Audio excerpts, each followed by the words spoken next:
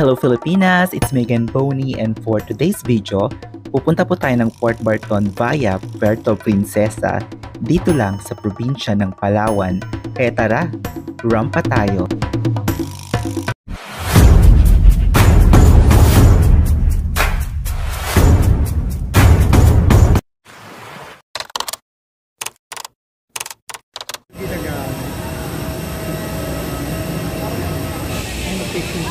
Sawadee ka! Welcome to Puerto Princesa Airport. Papiliin ng Pilipinas. Welcome to Puerto Princesa. Ayan, susundan po natin ang AFAM. Do you need some help? Mag-departure siya agad?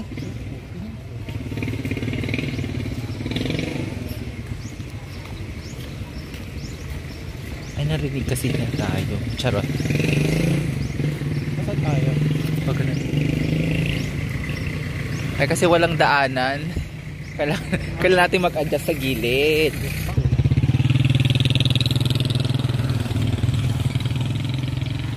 Ayan, breakfast muna kami dito sa Puerto Princesa while waiting sa sundo.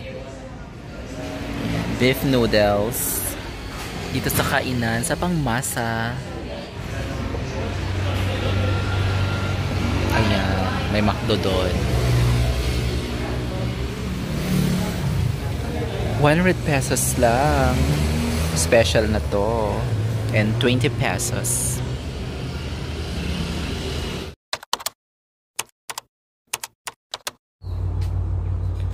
Ayan, dito kami ngayon sa Vietville Vietnamese restaurant.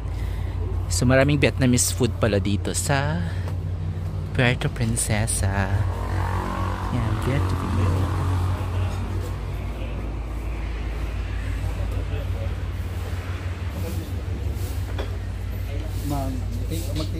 So ayan, bali yung friend ko, minute niya yung mga kawork niya before dito sa Puerto Princesa.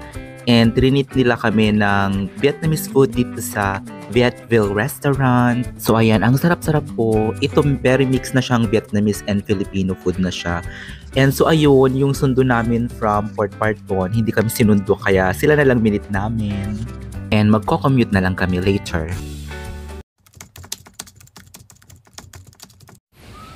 Ayan, dito na kami sakayan ng papuntang Port Barton. So ito yung oras. Sasakay kami sa third trip, 11 AM. Ito naman sa kabila yung pabalik. Yan. Sa market to, sa San Jose.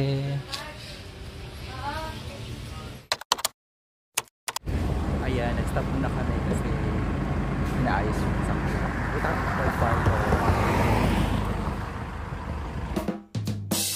So ayan, bale, on time naman yung van papuntang Port Barton and dumating siya, ang dami ng sakay na puro AFAM and eksaktong dalawa lang yung natirang upuan for us. So ayan, nasiraan po kami dito and hinihintay naming ayusin. Parang meron daw nasagasahan yung driver na manok ata daw. At inaayos yung sasakyan. So ayan, hindi naman siya na flat pero merong inayos ng very very light. So, nag-stop muna kami rito. And yung travel time, it will take at least 2 to 4 hours. So, depende. Kasi may pa-stop over pa siya.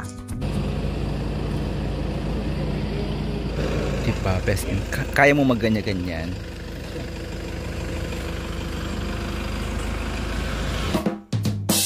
So, ayan, bali pala yung pamasahe is 400 pesos kapag magko-commute kayo. And usually, yung mga accommodation, magcha-charge sila ng 600 pesos. So, plus 200. And merong dalawang sakayan. Doon kami sumakay sa San Jose Public Market. Pero meron na po silang terminal talaga ng mga van tsaka bus papuntang Port Barton tsaka papuntang El Nido. So ayan, stop over kami rito. Ayan, may pa-stop over yung van papuntang Port Barton and isang oras pa.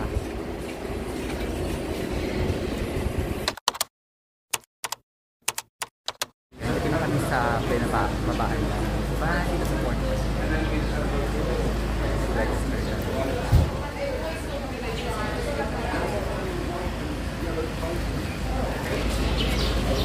Ayan yung sinakyan namin. Malapit na yung accommodation namin dito sa Coco Rico Hostel.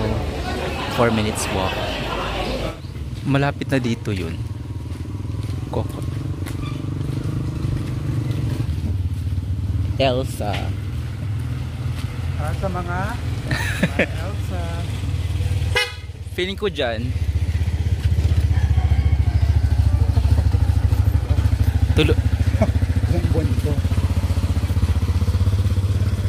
Tapos pagtulog natin mga afam, engka, lasing, pumarty. Perfect. Ito. Oo, feeling ko. Tingnan yung accommodation namin. Dito na kami sa Port Bardo. Ito na kanilang dagat or beach. Hindi siya gumagalaw. Napakakalmado. Eh, hindi naman super white yung sun. Chill lang. Diba? So yun mga misis, bungad pa lang ito ng aming Port Barton trip. And chill-chill lang kami rito, parang magre-relax lang talaga kami, hindi kami masyadong aura. And kasama ko yung friend ko, maraming salamat po. Marami pa akong mga travels. And thank you so much for watching. Until my next vlog. Bye for now.